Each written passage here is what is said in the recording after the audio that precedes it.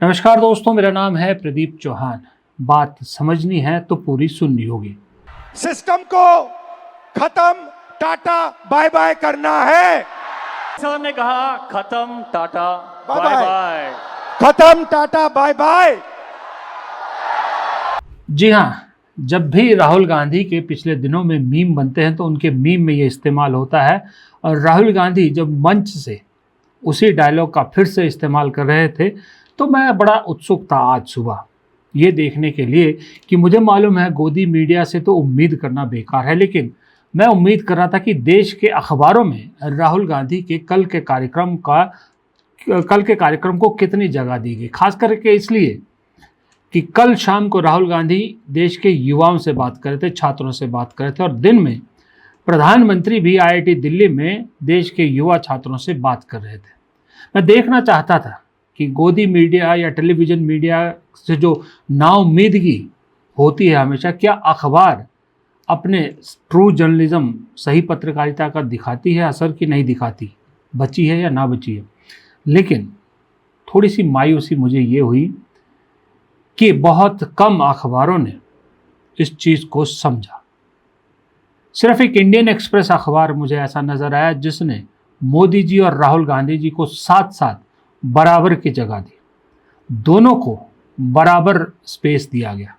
जबकि दैनिक भास्कर जैसा अखबार जो कभी कभी बहुत अच्छी पत्रकारिता करता है, वहाँ पर राहुल गांधी फ्रंट पेज से गायब ही थे, मोदी जी तो ज़रूर थे। और बाकी अखबारों में भी राहुल गांधी अंदर कहीं नज़र आ रहे थे। एक आध नहीं राहुल गांधी को फ्रंट पेज पे जगह दी थी, लेकिन इतनी नहीं जितनी इंडियन एक्सप्रेस ने, जो बराबर स्पेस दिया था।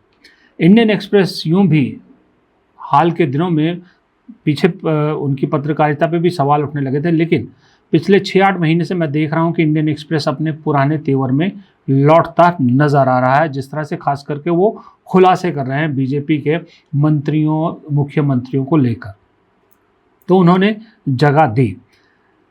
मैं इसलिए भी हैरान ज़्यादा हुआ कि अखबारों ने भी फ्रंट पेज पर राहुल गांधी को जगह नहीं दी, क्योंकि कल अगर आप दोनों के भाषण सुनते, दोनों के स्पीचेस सुनते, राहुल गांधी के भी, प्रधानमंत्री के भी, तो आपको समझ में आता, एक बात बड़े मोटे तौर पर समझ में आ जाती कि एक पढ़ा लिखा प्रधानमंत्री कैसा होना चाहिए।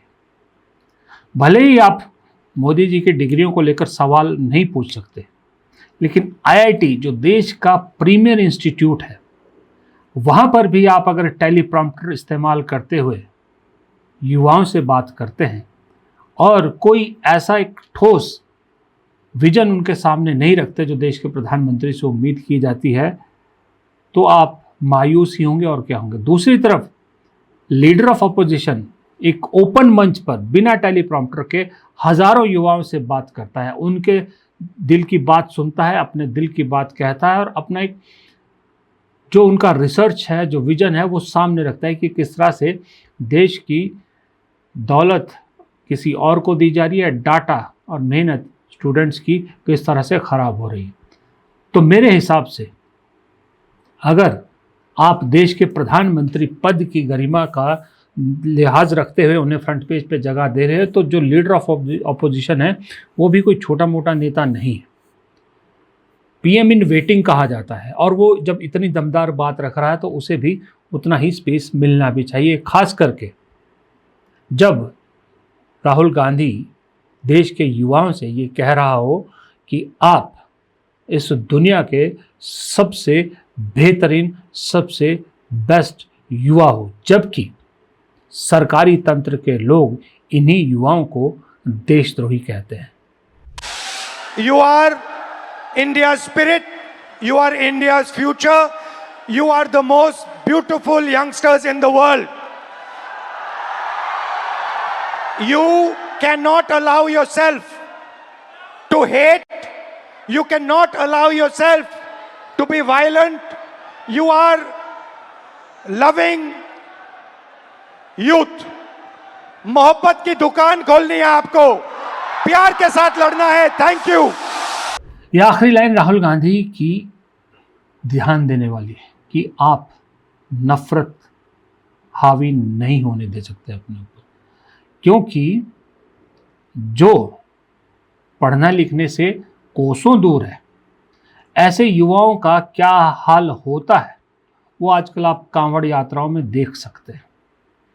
जितने उसमें हैं, कोई आपको आईएएस एस्पिरेंट या आईआईटी एस्पिरेंट या टीचर एस्पिरेंट दिखता है? कोई नहीं दिखेगा आपको उसमें।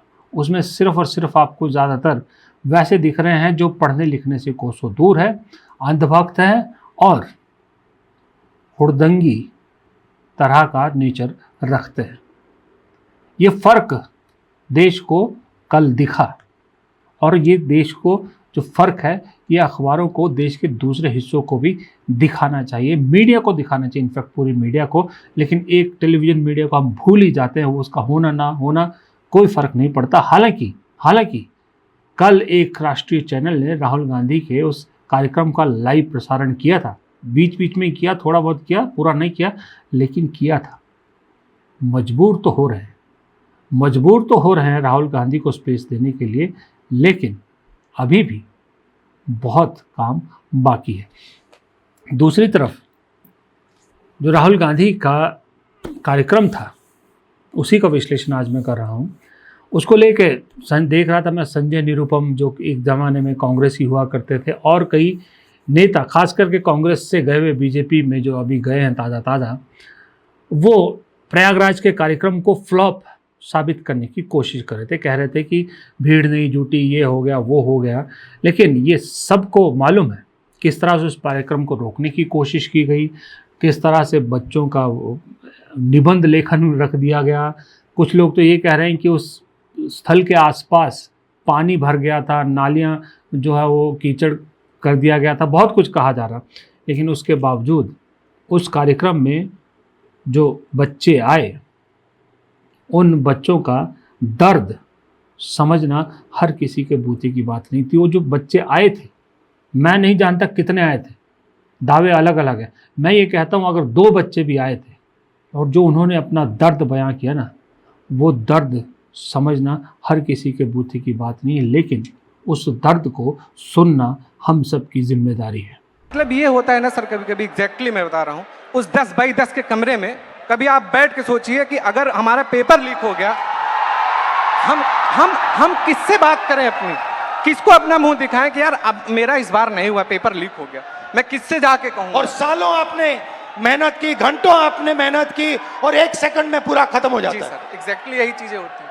और ये जो दुख दर्द है, ये मैं नहीं हूँ, ये इसमें से जितने खड़े हैं सब लाखों करोड़ों युवा हैं सर। मैं मतलब state qualified, CTET qualified, PG, BEd करके आया हूँ, फिर भी 4 साल से वैकेंसी नहीं आई है सर। जब मतलब कि आंदोलन 4, 5, 6 साल से मैं पटना में रहकर पढ़ाई करता हूँ, किसान का बेटा हूँ सर। ये महीना का 10 से 15 हज़ार रुपये खर्चा होता है सर, कहाँ से मम्मी देगी। अब मम्मी टेंशन में चली जाती है। मेरे पास 2 ऑप्शन है सर, या चाय का दुकान खोलूँगा या सुसाइड करूँगा सर, उसके अलावा कोई ऑप्शन नहीं है सर मेरे पास। सुसाइड आपका ऑप्शन नहीं हो सकता ब्रदर। मेरे पास पीजी, बीएड, इतना स्टेट सीटेट क्वालिफाइड होने के बाद 20,000 का नौकरी भी नहीं मिलेगा सर पूरा इंडिया में। उसके बाद मैं सर जब मतलब कि मम्मी मतलब कि सुनती है कि ये आंदोलन में गया है तो मम्मी को पानी चढ़ने लगता है सर टेंशन से। उसके बाद सर मतलब हमारे एक मंत्री हैं बिहार के, अशोक चौधरी नाम है सर, वो 56 साल के होकर वो प्रोफेसर बने हैं सर, जो कि नीतीश कुमार के राइट हैंड है सर। वो कैसे बन गए सर, बिना बिठाओ तो इंटरव्यू का कैसे बने सर, एक सीट खा गया सर ये मतलब युवा का। अच्छा, आपके फैमिली ने कर्ज लिया? सर जमीन बेच के मतलब बीएड किया हूँ सर। सोच लीजिए कि हम किस लेवल के हैं फैमिली सर। अभी तक 4 साल से वैकेंसी नहीं आई है सर। सोचिए हर महीना सर हम मतलब वैकेंसी डेट निकाला जाता है, लेकिन निकाला मतलब कि वो निकलता नहीं है सर। आज भी सितंबर में एग्जाम का डेट दिया हुआ है, अभी तक फॉर्म नहीं आया है सर। फिर आंदोलन करूंगा, फिर थाना में जमा होऊंगा, लेकिन डरूंगा नहीं सर इस सम्राट चौधरी के गुंडा से। शाबाश। इन बच्चों के दर्द को या तो वो माँ बाप समझें जिनके बच्चे इस सफ़र से गुज़र रहे हैं, या फिर वो समझेगा जो खुद किसी ज़माने में इस सफ़र से गुज़रा है। और मैं इसलिए ये बात कह रहा हूँ कि ऐसे बहुत हैं इस देश में। जब हम कहते हैं कि 40 करोड़ से ज़्यादा इस देश में युवा हैं, तो आप सोचिए ना, उनके माँ बाप भी तो उनके ज़्यादातर माँ बाप को ये इन बच्चों की बातें ऐसा नहीं लगेगा जैसे उनके घर की बात हो रही हो। बहुत से ऐसे हैं जो उम्र के उस पड़ाव से गुजर चुके हैं, लेकिन वो ये सब झेल चुके हैं। पिछले 12 साल में बहुत पानी बह गया पुल के नीचे से। बहुत से बच्चे जो एक उस वक्त अंधभक्ति में मोदी भक्त हो गए थे, जब जिंदगी के थपेड़ों में कुछ हासिल नहीं हुआ तो आज उस उम्र में पहुंच गए हैं कि ना वो नौकरियों की तैयारी कर सकते हैं, ना कोई अपना बिजनेस शुरू कर सकते, और बेचारे छोटा मोटा कुछ ज़िंदगी बसर करने के लिए काम कर रहे हैं। वो हालत, वो भी एक पूरी जनरेशन है। उस जनरेशन का दर्द भी इन बच्चों की आंखों, इन बच्चों के शब्दों के ज़रिए झलक रहा था। इसीलिए तो राहुल गांधी ने ये भी कहा, इन युवाओं से जो कहा बात, मैं वो बात नहीं कर रहा कि जो डाटा उन्होंने दिया वो दिया, आपने सब पढ़ लिया होगा, मैं उसकी बात ही नहीं कर रहा, मुद्दे नहीं कर रहा, पर जो उन मुद्दों से, उन डाटा से, उन आंकड़ों से हट के जो राहुल गांधी ने इस कार्यक्रम के ज़रिए इस देश को दिखाया, उसकी बात करना ज़रूरी है। तो इसलिए राहुल गांधी जब कहते हैं ना कि युवाओं को कि आपने इस देश को रोशनी दिखाई है, नई रोशनी दिखाई है, तो सही में पिछले 2 महीने में आप देखिए इस देश को एक नई रोशनी दिखी है और इस देश की 12 साल की सारी सोच पलट के रख दी है इन युवाओं ने। मगर इस अंधेरे में आप लोगों ने लाइट चला दी। ये देखिए, इस अंधेरे में आपने वो करा जो आपके माता पिता नहीं कर पाए। वो अपने डर का सामना नहीं कर पाए, मगर हिंदुस्तान के स्टूडेंट्स, हिंदुस्तान के युवाओं ने अपने डर का सामना किया और देश को बदल दिया। संडे का दिन है, मैं ज़्यादा लंबा बोर नहीं करूंगा आपको, लेकिन ये समझना बड़ा ज़रूरी है कि युवाओं के लिए बड़े बड़े वादे करना, सालाना 2 करोड़ नौकरी देंगे, इस लालच में सबको अपने पीछे खड़ा कर देना, आपके खाते में 15 लाख रुपए यूं ही आ जाएंगे। कई युवाओं को जो किसी मजबूरी में अपनी पढ़ाई नहीं कर पाए या पढ़ाई छोड़ने पे मजबूर हुआ, उन्हें सपना दिखा दिया कि भाई 15 लाख में कुछ काम धंधा शुरू कर देंगे। उसको आप बाद में कहते हो कि पकौड़े की रेहड़ी लगाना भी एक वो होता है, रोज़गार होता है। तो वहीं से आपने झटका देना शुरू कर दिया था। 12 साल तक आपने उसको चलाए रखा अलग अलग मुद्दों पर। चिंगारी एक दबी हुई थी, उस दबी चिंगारी को कोई सुलगाने वाला नहीं था। इसका क्रेडिट मुझे लगता है सीजेपी, कॉकरोच जनता पार्टी को देना चाहिए कि अगर उस पार्टी ने, उसने ये चिंगारी को नहीं हवा दी होती तो शायद आज भी ये दबी रह जाती। लेकिन एक चिंगारी को थोड़ी सी हवा मिली, पूरे देश में सब कुछ बदल गया, एक तरह से सब कुछ बदल गया। आज युवा डरता नहीं है। लाठी चली, गोलियां चली, पैलेट गन चले, मामले दर्ज हुए, माफिया मंगवाई गई, उसके बावजूद इस देश का युवा डर नहीं रहा है। और ऐसा भी नहीं कि इस देश का युवा सिर्फ और सिर्फ केंद्र की बीजेपी सरकार के खिलाफ ही, वो अपने मुद्दों पे है। वरना रांची में जो आंदोलन चल रहा है वहाँ तो बीजेपी की सरकार नहीं है, वहाँ भी वो अपने मुद्दों पर लड़ रही है। और सरकार किसी की भी हो, वो अपने मुद्दों के लिए आवाज़ उठाना जान चुका है। बीजेपी की बदकिस्मती ये है कि देश के ज़्यादातर राज्यों में उसकी सरकार है, केंद्र में उसकी सरकार है, इसलिए शिकायतें उससे ज़्यादा है और शिकायतों का निवारण नहीं हो रहा है। और जो शिकायतों का निवारण करना चाह रहा है, जो युवाओं के साथ खड़ा दिख रहा है, जो युवाओं को एक रास्ता दिखाना चाहता है, उसका नाम राहुल गांधी है। इसलिए लाख कोशिशें कर ली, लाख जो है वो हथकंडे अपना लिए, राहुल गांधी को युवाओं के साथ जुड़ने से रोक नहीं पा रहा। न ये सिस्टम रोक पा रहा, ना वो आईटी सेल रोक पा रहा, ना टेक्निकल टीम उनकी रोक पा रही, कुछ चीज़ रोक नहीं पा रही। सोशल मीडिया पे राहुल गांधी ने कैसे युवाओं के दिलों में अपनी जगह बना ली, ये आपको मैंने 2 दिन पहले वीडियो में पूरा डाटा, कल के वीडियो में पूरा डाटा दिखाया था कि आंकड़े झूठ नहीं बोलते। इस सरकार को आंकड़ों से नफरत है, इसीलिए कि आंकड़े झूठ नहीं बोलते, लेकिन जो आंकड़े सामने आते हैं वो तो आईना दिखा देते हैं। भले ही आप सर्वेज में अभी भी दिखाओ कि मोदी जी युवाओं के सब नंबर 1 पसंद है, झूठे सर्वों से कोई सही में पसंद नहीं बन जाता।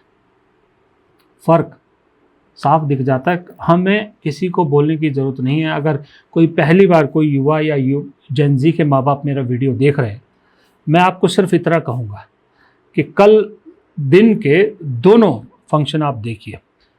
प्रधानमंत्री की IIT दिल्ली में दी गई स्पीच, पढ़ी हुई टेलीप्रॉम्प्टर से पढ़ी हुई स्पीच, उसको सुन लीजिए, और शाम को राहुल गांधी की प्रयागराज के मंच पर दी गई स्पीच सुन लीजिए। दोनों का फ़र्क अगर आपको समझ में आता है तो आपकी आंखें वहीं खुल जाएगी, आपका विजन क्लियर हो जाएगा। फिर आप अपने उस पर जो है अपनी कॉन्शियस पे डिसीजन लीजिए, कौन इस देश के लिए भला है, कौन नहीं। नमस्कार।